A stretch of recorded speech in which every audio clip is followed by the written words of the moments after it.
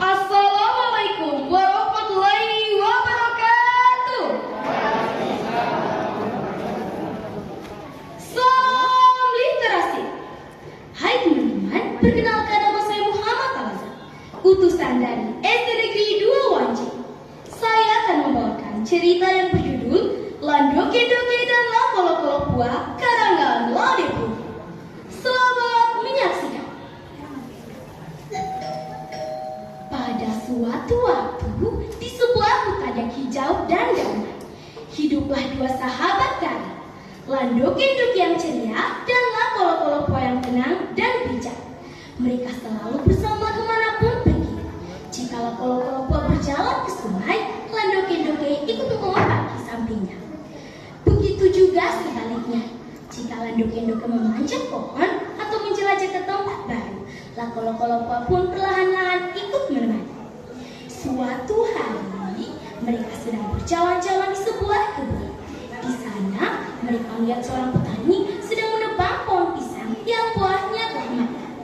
Bau pisang manis menyebar ke udara. Wah, lihat itu Lakolo-kolo Pua. Petani itu sedang memanen pisang. Enak sekali kelihatannya. Iya, sepertinya dia merawat pohon itu dari kecil sampai berbuah. Bagaimana kalau kita juga menanam pisang? Suatu hari nanti kita bisa panen sendiri.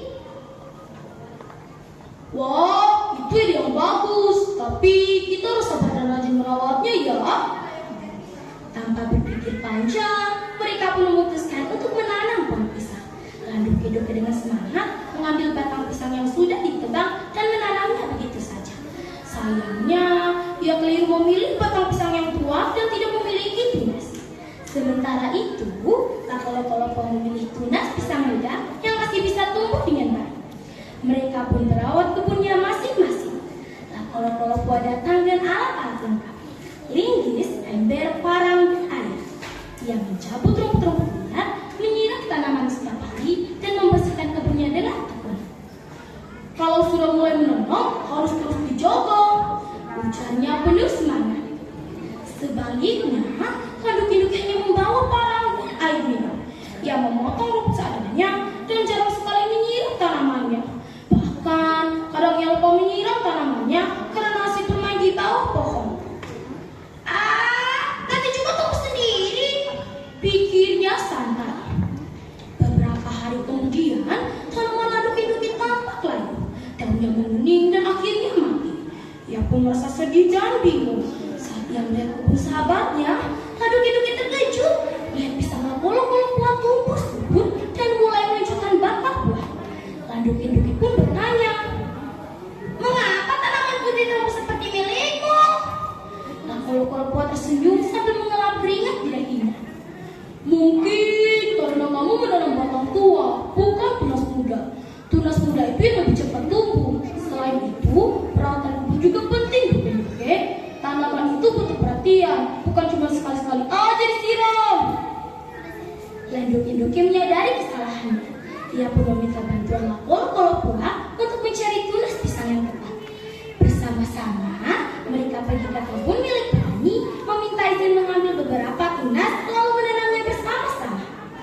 Setiap hari, mereka secara teratur bergantian memelihara dan menjaga tanaman pisang itu agar tumbuh dengan baik. Karena dijaga dengan baik, pohon pisang itu tumbuh subur. Beberapa bulan kemudian, pohon itu berbuah dan buahnya pun siap untuk dipanen. Untuk mengambil buahnya, pohon pisang itu harus dipanjat. Urusan memanjat, Lakolo-kolo Pua menyerahkannya pada Landoke-doke karena ia sendiri tidak bisa memanjat. "Doke-doke, kamu saja yang panjat ya, aku tunggu di bawah," kata Lakolo-kolo Pua. "Tenang saja, aku ahli dalam sepanjang memanjat," jawab Landoke-doke dengan percaya diri. Landoke-doke pun memanjat pohon itu. Setelah sampai di atas, dia langsung memetik buahnya dan mulai memakannya. Lakolo-kolo Pua yang berada di bawah merasa tidak sabar. "Doke-doke, turunkan juga satu untukku. Aku juga akan merasakannya," teriak teriaklah Kolo-Kolo dari bawah pohon.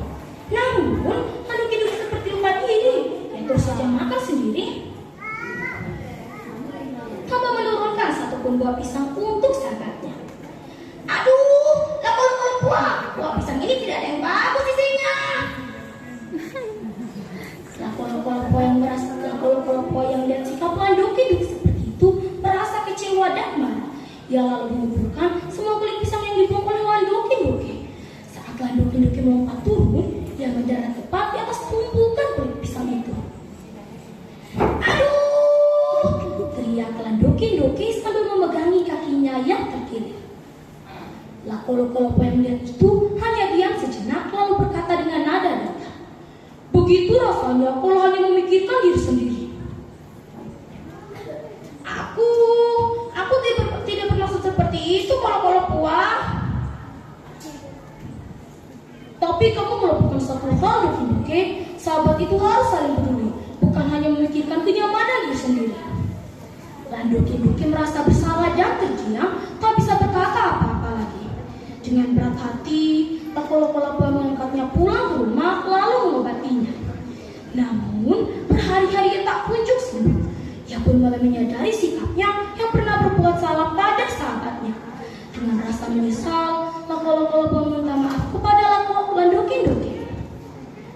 Aku benar-benar menyesal Kolo-Kolo buah. Seharusnya aku lebih peduli padamu, bukan hanya sibuk dan diriku sendiri. Aku tahu kamu tidak bermaksud seperti itu, Doki-Doki. Aku hanya ingin kamu sadar, kita adalah sahabat. Sahabat itu harus saling peduli dan saling berbagi. Terima kasih sudah mengingatkan aku, Kolo-Kolo buah. Aku janji, aku tidak akan egois lagi. Melihat perintah maaf yang tulus dari sahabatnya, Kolo-Kolo buah pun memaafkannya. Ia lalu mengambil obat yang paling mujarab, lalu mengobati Landoki-Doki. Akhirnya, Landoki-Doki dapat sembuh dari sakitnya. Mereka pun kembali rukun bersama. Sekian cerita dari saya. Wassalamualaikum.